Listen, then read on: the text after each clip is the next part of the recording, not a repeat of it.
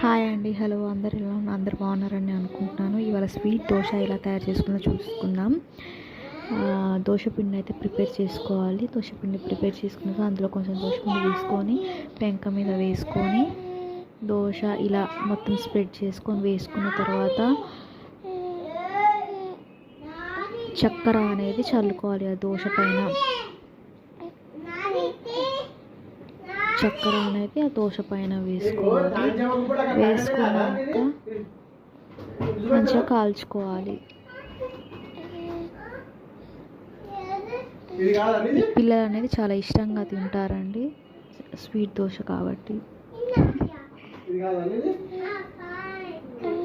ఇలా చేసి పెడితే పిల్లలు కొంచెం కూడా మిగిలించకుండా దోశ అనేది మొత్తం తినేస్తారు.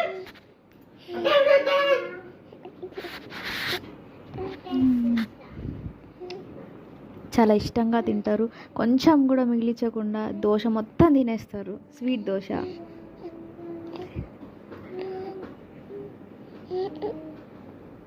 సో దోశ అనేది ప్రిపేర్ అయిపోయిందండి. తీసుకొని సర్వింగ్ ప్లేట్లో వేసేసుకోవడమే.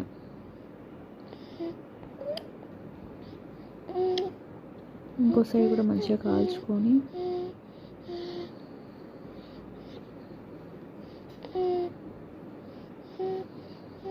కాల్చుకున్నా కాల్చుకోకపోయినా మీ ఇష్టం అండి.